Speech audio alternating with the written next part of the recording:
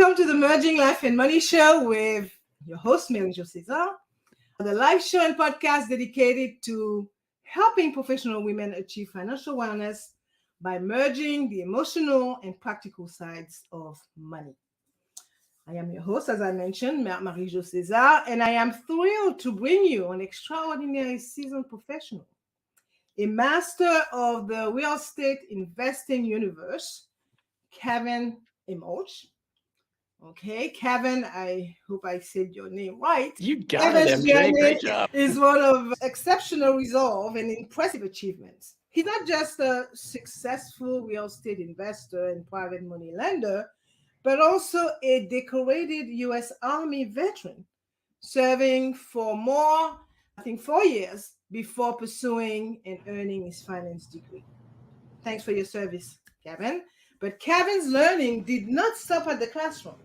He delved into the fast-paced world of Wall Street, honing his skill as a mortgage bond analyst for 2 years before he heard the call of real estate investing full-time.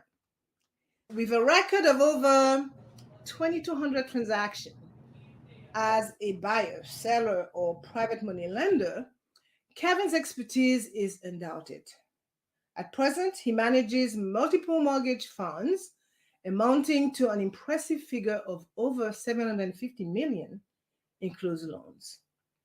His track record speaks volumes of his 2 decades in real estate investing and 16 years in real estate lending. As an author of the noteworthy book, 45-Day Investor, Kevin shares his insights and experiences to guide budding investors on their journey.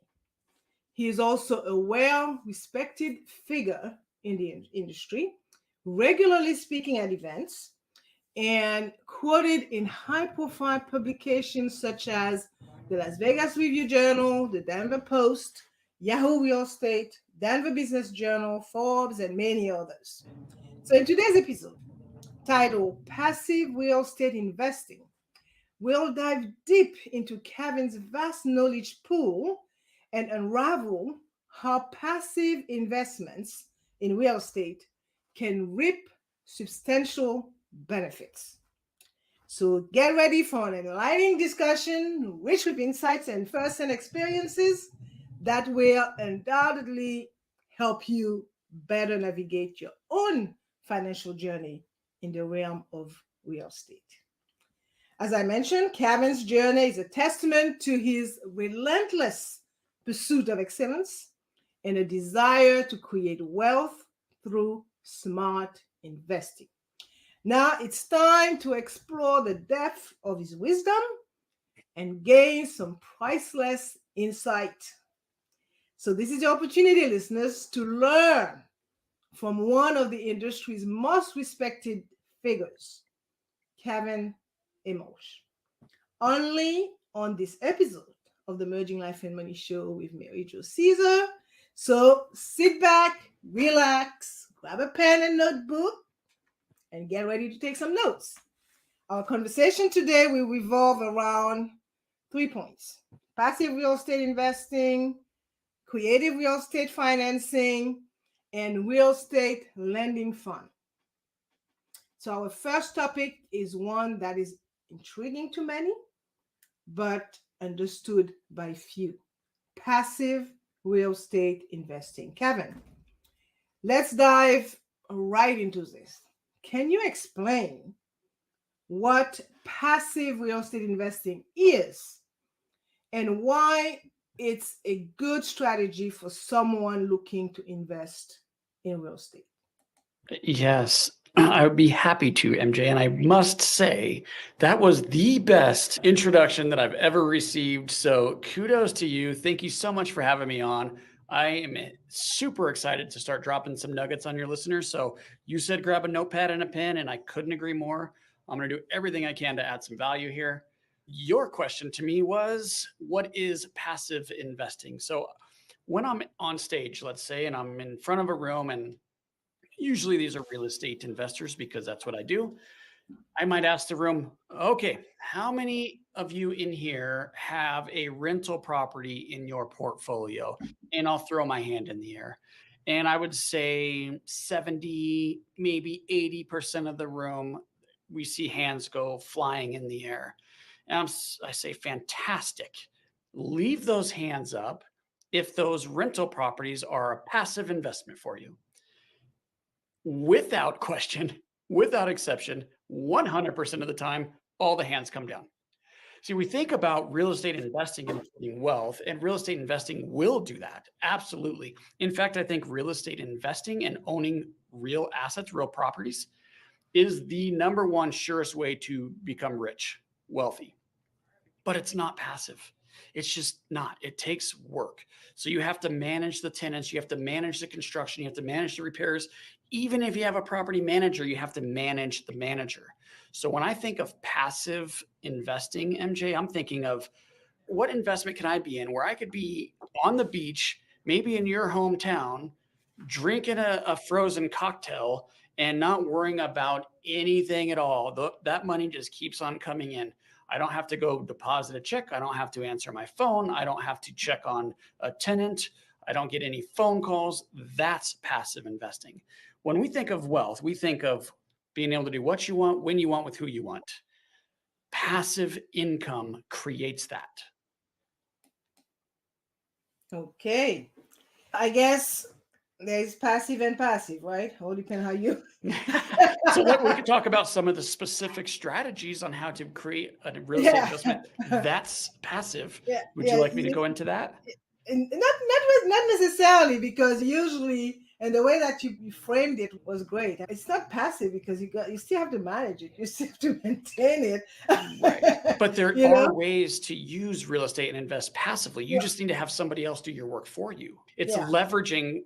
We talk about leverage all the time. We could leverage our dollar by getting a loan, but we could leverage our time by hiring somebody that has the time.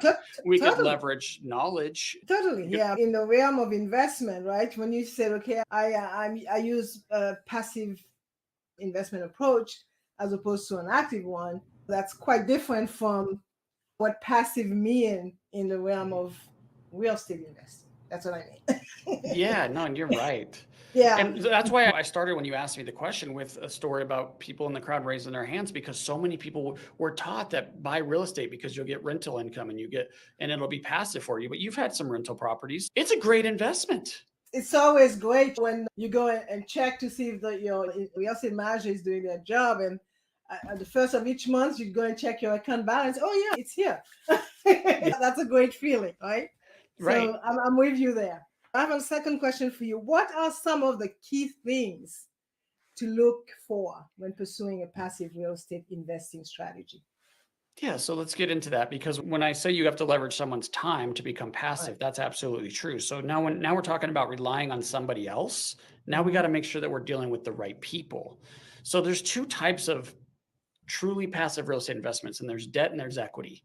So on the equity side, it might be, I'm going to invest in a project that somebody else is managing for me. So let's say we have 3 people that all come together to buy one.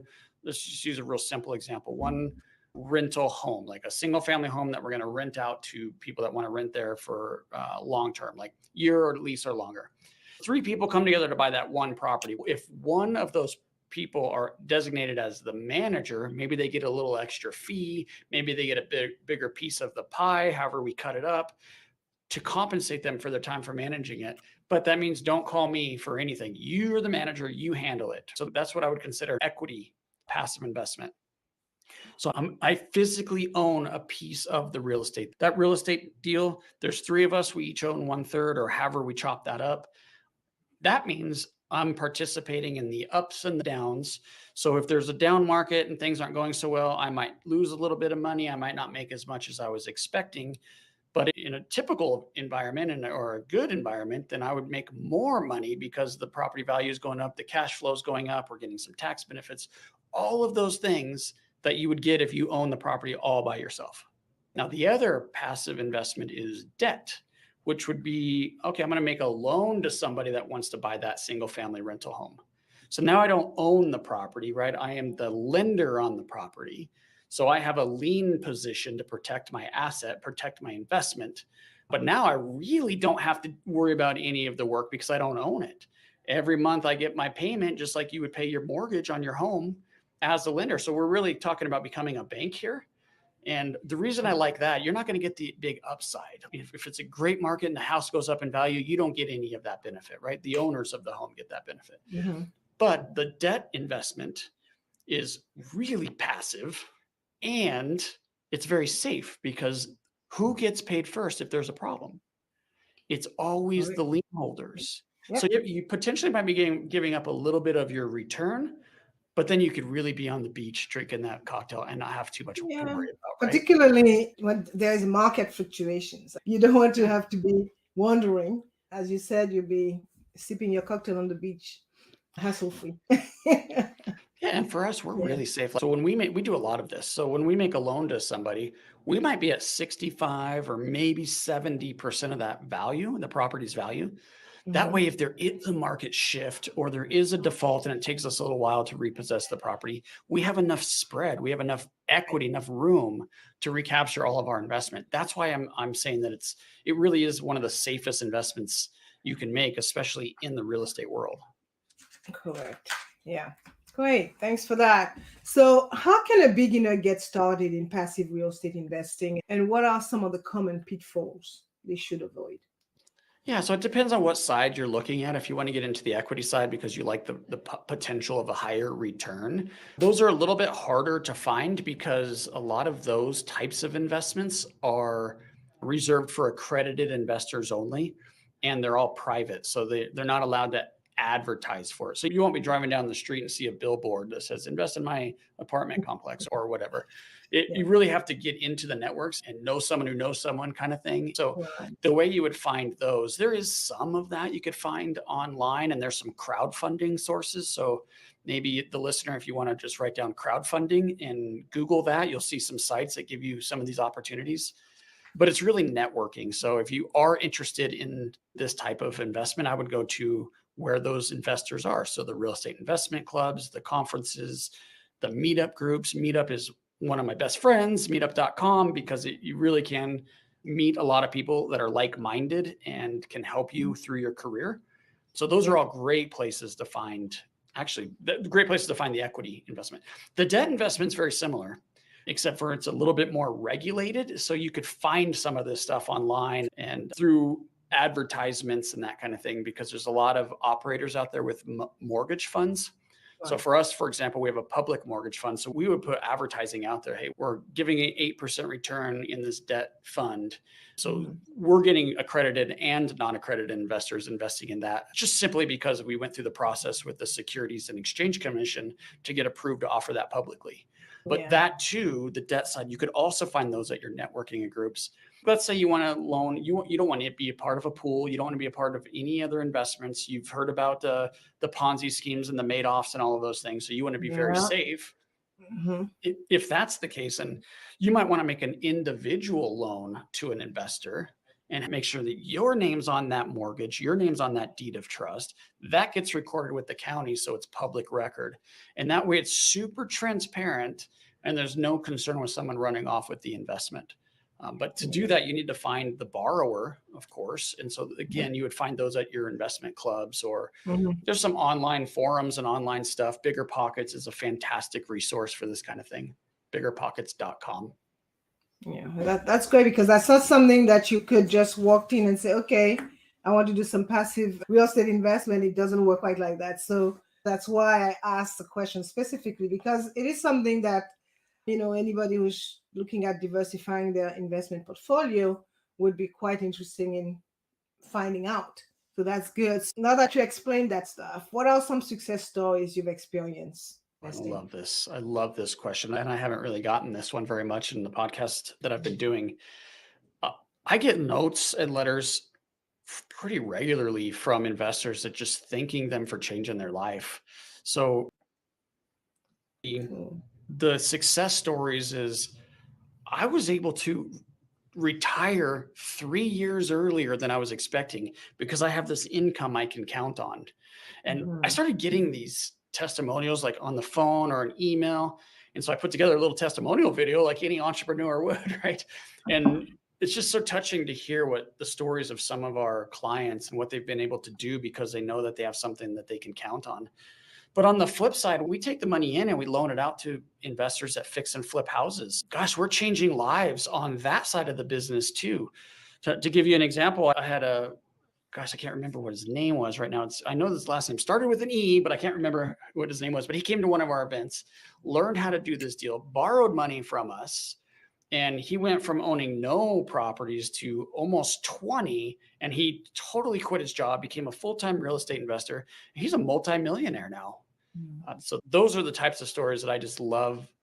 I love getting those through email and phone calls and even better handwritten notes. You don't get those too often anymore, but every once in a while, one of those will come in. Yeah, well, that's great. And as I said, that's not one of the main types of investment that you could find in any street corner. So that's why it's very important to educate people and educate the audience about it. So how do you balance risk and return when it comes to passive real estate investing? Because I heard that the great stories to any good investment, there is a risk reward type of situation. Let's talk about the passive side and the debt side here, because I think that's the safest. So it's an 8% return, which isn't nearly as attractive now as it was maybe 12 months ago, because now you can get a CD, which is so bizarre. It seems like the shorter term, the CD, the more interest, which has never been like that. So you can get a 9-month CD. Let's say I just got one with USAA for 4.9%. Yeah, 4 plus. Yeah. Mm-hmm. So now our 8% fund isn't nearly as attractive, right? But it is still better than a CD, and it is backed by real estate in this country, one where we're located, so we could go out and touch it. And we're seeing a flight to quality right now with the instability of banking and the instability of the stock market. I don't think many people would sit here and tell you they have confidence the stock market's going to be higher at the end of the year than it is right now. There's just too much uncertainty out there. And if you look at going into a recession, which most people agree we are, interest rates always go down during that type of environment, always, 100% of the time. They have to loosen the economy. So when interest rates go down, stock prices go down. You could look through history and see that. So I think that there's some real risk in the stock market. Now, I'm not saying take your money out of the stock market. That is not what I'm saying. I do think you should be diversified. And MJ, I'm sure you agree with me on that. Yeah, totally. I'm just saying some money might need to go into Main Street. So some Wall Street, some Main Street. And real estate's a fantastic option because it's an inflation hedge and it produces income. Yeah, I'm with you there. And I don't know why, but it seemed that for the past probably year and a half, maybe 2, there have been so much movement. I won't even call it fluctuation. So many school of thoughts about the whole recession situation, inflation, and and if you are not, if you don't have an interest of educating yourself on the whole investment thing, okay, and particularly I'm saying real estate because in the past 2 years we went from maybe 2% mortgage rate to a what is it now? Almost 7. I think it was like 6.8 the last I saw. Those basis points, they add up at the end of the day. So that's why I don't even talk about the R word recession, because it's almost like the boogeyman. And it seems that it's being used to, I don't know if it's used to caution people or to scare people. Half of the population, more than half, don't even know what that means. You know what? I don't know what a recession means anymore. I have a degree in finance, okay? And it used to be 2 quarters of negative GDP. Yeah. We've already had that. Many times over. And they're not saying it's a recession, right? Now it's, well, we got to consider unemployment. Yeah. Okay, so fine. Now, what does that matrix have to hit to be considered? Because it was high. It hit a 50-year low last month, but you just start adding matrix into your formula, but you don't tell us what those are. So when we don't even know, no one can tell you what an actual recession is. Yeah, I think everything shifted, and I can't even tell you if it's left or right. That's my opinion. Since the mortgage crisis, okay, all the textbook had to be either rewritten or burnt and start all over again, because it's that, and you had the advent of day trading. It's so many things that are affecting the way people view, spell, understand, and comprehend investing. And this is from traditional investing to real estate investing to whatever it is investing. So buyer beware, okay? Always do your research, talk to the specialists, talk to the professionals, the people that are in the know and the people that are following that stuff, because these are trendy now. So you can't operate with a mind of last century and wanted to have those kind of results today. This is basically impossible. You have the advent of cryptocurrency. I mean, everything mixed up that will really affect what investing means nowadays. Anyway, let's shift gears a little bit to creative real estate financing. So could you delve into what creative real estate financing means and how it differs from the traditional financial methods? Yeah, for sure. So creative financing in real estate could be anything that's non-conventional. So you think about your 20% down payment, go get a 30-year loan, and you pay it off over 30 years. That's very conventional. Now, that's how most of us get started in investing in real estate, because that's what everyone knows and understands. Let's go to the bank and get the money. Creative could be anything that's not that. So when I got started in this industry, I was going to college and I had a part-time job in the evenings, full-time college, 30-hour a week job. And I was absolutely in love with real estate investing. So I wanted to do that. I started all my free time, spent very little time with friends, which some part of me regrets, but I was highly focused on becoming successful. So I was making phone calls to motivated sellers. Like I would get lists of people who are selling their home that might be going into foreclosure, all the landlords in my market. I had lists and I would just call them as I walked from one class to another class on campus. And what I was trying to do here is gauge motivation, see how badly they needed or wanted to sell their home. And if I felt that there was an opportunity to help them with their situation and acquire a property and make a profit, then I would schedule a meeting for the weekend. So I didn't have school on Fridays, and then I had the weekend, of course, off. So I would go meet with these sellers, and that's how I spent my weekends trying to negotiate deals. Now, when you have a seller in front of you, an individual person that has a problem that you can help them with, you can negotiate, whatever you want, whatever you both agree to or what works for both of you. So to give you an example, when I was doing this a lot and I was broke and didn't have much credit because I was young, I would lease a property from a seller, making sure that we promised to make their mortgage payment for them. And we would lock in a purchase price, and then I would buy the house 4, 5, 6 years down the road when the value of the house went up. So we would call this a lease option, a lease with the right to buy the house at some point in the future. Right. And as the property went up in value, my option contract, that piece of paper, became more and more valuable. So I could just sell that contract to somebody, or I could actually buy the house, resell it. There's lots of ways to make money when your contract to buy something is much lower than the actual value. So I was doing a lot of those. Super creative. I didn't go to a bank. I didn't call the banker. I didn't put together an application. I didn't show my credit scores to anybody. And that's how I got off the ground and into the real estate game as a career. Yeah, you must have read my mind, because my next question to you was, can you share an example of a deal where you actually use creative financing and how it benefited both parties involved? So you preempted that question. It's nice to know, because these are not the thing that the bank tells you, because it's not working in their favor. It will not be working in their favor. And that's why I like the podcast and those kind of things, where podcasters, knowledgeable podcasters, people like you, can actually bring value to the audience so that they understand that there are other things than the traditional way of transacting when it comes to any kind of investment, period. Okay, what are some creative financing strategies that have worked particularly well in today's real estate market? I think we're going to talk about the mortgage fund next. I think that you said that was your topic. So that is another one, though. We provide the money to buy houses and commercial projects that need rehab. So we do only value add lending. So this is stuff that banks won't touch.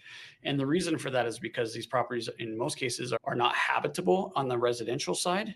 And we can talk about the definition of that, or they're just not stable on the commercial side. So let's go through a stable apartment building, for example.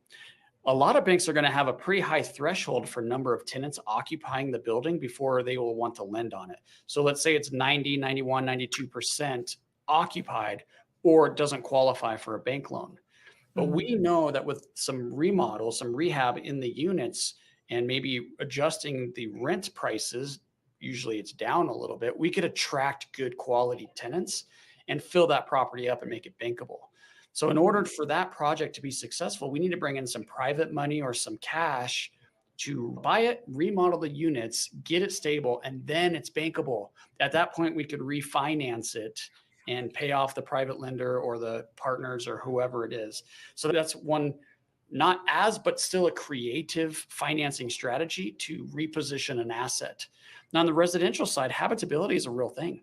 If you go to buy a piece of property as a rental, let's say a single family home, and that appraiser for your lender checks the box that says it's not habitable, and it could be something as silly as not having a conforming bedroom, which would require, let's say, a closet in the bedroom and a heat source, for example.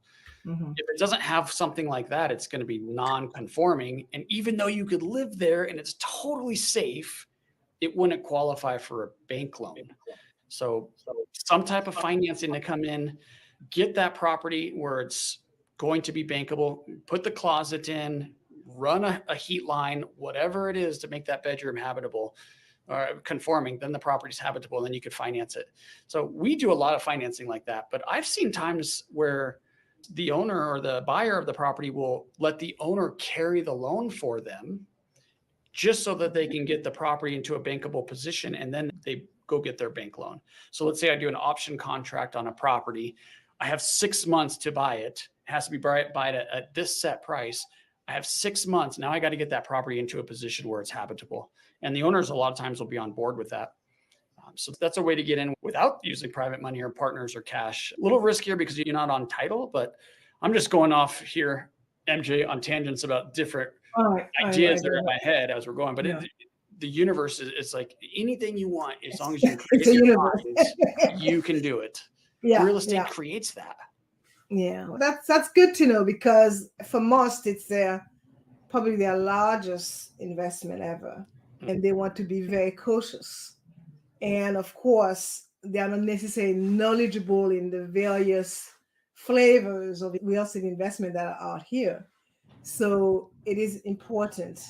And so tell me, in your firm, do you educate people about those ways of financing any real estate investment? Do you offer specific training courses so people can really understand? You don't necessarily have to do things in a traditional fashion always. Yeah, so to some degree, our company generates income from making loans to real estate investors. We bring in private money, we loan it out. That's how we make money. We're not realtors, we're not transacting houses, we're not consultants, we're not educators per se. We don't charge for it anyway. We do a lot of education, but it's all free. So to answer your question, we have the YouTube channel. It's youtube.com/Pine Financial. Tons of information on there about that, experiences that I've had in negotiating with sellers, that kind of thing. We do this, right? We do a lot of podcast guesting and get invited on different shows sometimes, or I think on yours, we reached out to you. But we do a lot of that to try to help people. I wrote the book that you mentioned. I think you mentioned the 45-day investor 45, book. Yeah. So that was my story. So people would ask me all the time, how are you in college with no money buying houses? So I just wrote it down. This is how I do it. This is it. We hear a lot about kids graduating with a mortgage around their neck with no house. That's called a student loan. Yeah, exactly. But you don't hear about the real mortgage and the real, that you could actually have access to right out of the college. So that's the reason why it is so important for people to understand that and to know that. It's the same way when we started about college financing. It's a lot of things that are available there and that are not necessarily readily in the face.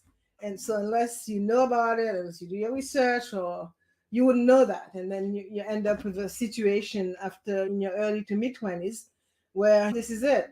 It's going to be hard for the rest of your life. Unless the government just gives you some free money. There's always that option. Yeah. So moving on to real estate lending funds. Could you explain what real estate lending funds are and why they are an attractive investment option? Yeah, I mentioned this a little bit in the passive income, passive real estate investing section, but so a fund, let me back up when I started Pine Financial. So in 2008, I started the company and I had a small handful of private individual people that wanted to invest in individual notes. They wanted to invest in real estate on the debt side because of all the advantages we talked about: safety, security, steady, all of those things. So I would just align one private money investor with one real estate investor. I'd bring them together and I would charge some fees for that. And then passive investor would just loan the money to active investor and I would step out. That's how the company got started. Now, here was the feedback I was getting. We want more diversification. We want more liquidity because private notes, there's no secondary market for it. And we want a smaller investment amount. See, back then I might say I can get a $200,000 loan, but I need to go find an investor with 200 grand to put all in that one note. So my pool of investors, especially, were shrinking as values were going up. But I had a lot of investors that didn't have 200 grand. They couldn't get involved. They were restricted, pushed out. So I took that feedback serious, started talking to other investors and attorneys, and ended up creating my first mortgage fund. So this is in 2009. And that solved all three of that feedback. Now what we do is we pool money from investors together into one entity. We use an LLC. And then we take that money from that company to make the loans to the real estate investors, the fix and flippers.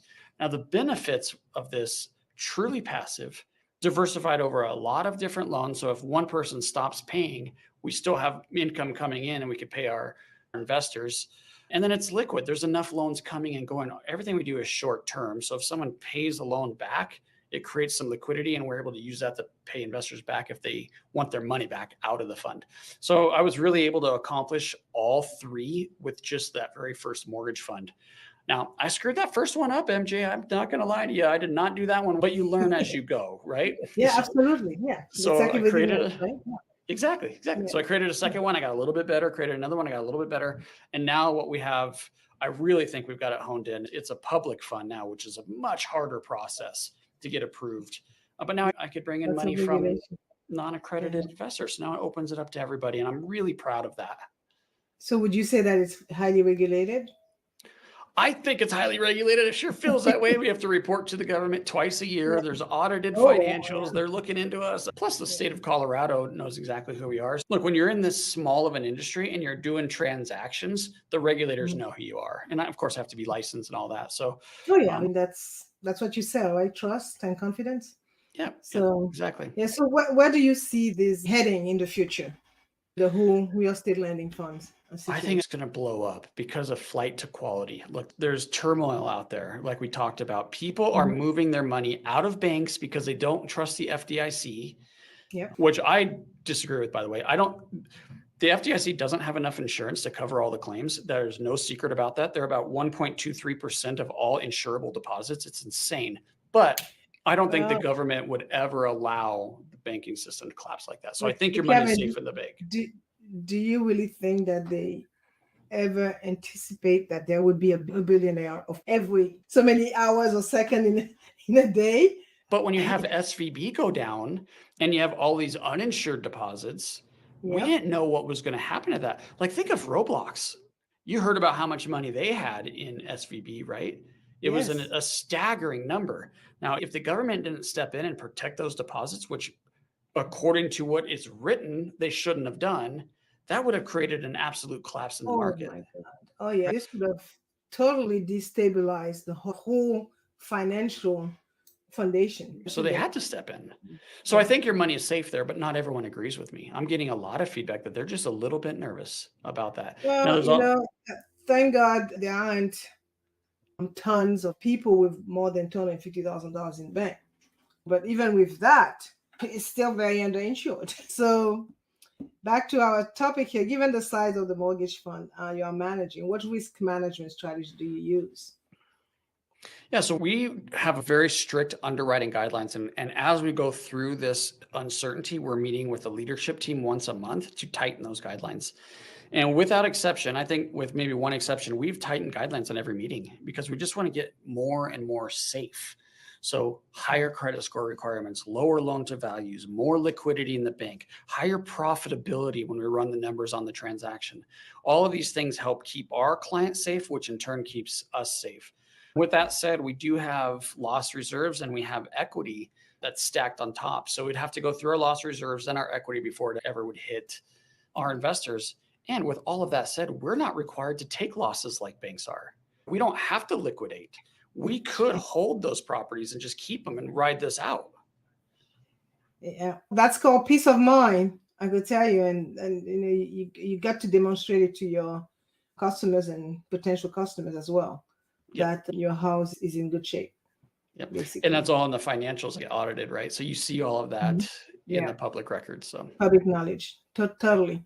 So before we wrap up, what lessons can our listeners learn from your experience in managing more than 750 million in closed loans? Yeah, so I'm going to try to direct this at the listener here because I have a lot of real estate investor clients, and we talk a lot about what mistakes investors are making when they're on the active side because we have a lot of active investors as clients. And I think that this is probably going to be true to your listeners as well, but the words that we use, the questions that we ask, and the goals that we set when we're talking to our own self are way more powerful than most people ever give that credit for. Right. So if you're a high achiever, which you are, if you're listening to this, I would assume, if you're a high achiever, you have goals for yourself and you have dreams and you have these things that you're trying to accomplish. And when you set a goal and you're a high achiever, you do whatever you can to hit that goal. So your goal is way more important than you might even realize because you're going to hit it. So I would say be very careful with the goals that you're setting and make sure your goals serve you. What I mean by that is take ego out. You don't need to say, I have this much of something or this or that. And all of that feels good. And that might make you sleep a little better at night because you have people that respect you and look up to you and all of that. But does that really serve you? I guess that would be the question. Yeah, totally. Great. Kevin, I'm sure that our audience has absolutely benefited greatly from your insight today. And I'm sure that many are interested in learning even more from you. I am. Could you share with our listeners how they can get in touch with you if they are interested in engaging your services or exploring your investment program or even just following your work? Before you start answering that, I have some information. So I'm going to run it at the bottom of the screen. So while you explain further, they would be able to see for themselves. Okay. Yeah, and one thing that's not on here that I think is important, if you are interested in the passive debt investing, you could do that on your own. You don't need me or anybody else to help you, but be careful because there is some risk out there. So I get calls a lot from people that say, hey, I just made a mistake. Can you help me? A lot of the times those mistakes I can't unwind, so I can't help you. I wish we would have worked together, then we wouldn't have made this mistake. But that happens so often that I wrote a report to try to help people avoid those types of errors and mistakes if they're out there doing this on their own. So I wrote that report and another one I put on the website, just comparing the crash that we might be hitting to what we saw in 1990, because there's a lot of comparisons to that. Very few comparisons to 2008, which most people compare it to. So those two reports totally free at thepinereport.com. That's thepinereport.com. Otherwise, it's all up on your screen here, MJ, but the best way to reach me is pinefinancialgroup.com. Okay. And that information that you just mentioned, I will make sure to secure it and put it in the show notes when people, after they finish listening to the podcast. So folks, that brings us to the end of another enlightening episode of the Merging Life and Money Show. I will say that we had an incredible journey delving into the world of real estate with one of its leading experts, Kevin Amorge. So from understanding the nuances of passive real estate investing, exploring the innovative world of creative real estate financing, to getting a glimpse into the complex, I would say, yet rewarding realm of real estate lending funds, I think we covered some extensive ground today. Quickly, but certainly. So Kevin's unique insights and rich experiences have truly painted a vivid picture of the potential these areas hold for all of us. They serve as a reminder that the world of real estate is dynamic, okay, full of opportunities and accessible to anyone willing to learn and take calculated risks. So, Kevin, I want to extend my sincerest gratitude to you for sharing your valuable knowledge with us today. And for all our listeners, I hope that today's episode has inspired you. I got inspired, ignited you, and not just you, but your curiosity, and given you actionable insights to make informed decisions in your real estate journey. So before we wrap up, here are a few calls to action.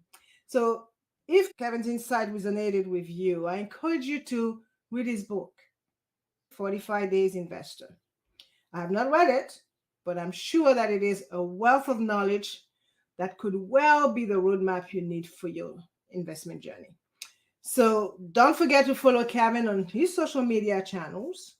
The information is scrolling under the screen there. And keep up with his latest insights and experience in real estate. Subscribe to the Merging Life and Money Show and never miss out on learning from experts like Kevin. So leave us a review if you enjoyed today's episode. Your feedback makes a big difference. And last but not least, share today's episode with someone you think might benefit from it. So let's grow our community of informed investors. And remember that investing in real estate does not have to be daunting or complicated. With the right knowledge, the right mindset, and a bit of guidance from experts like Kevin, it's an exciting journey that can truly merge life and money. So stay curious, stay informed, and keep investing.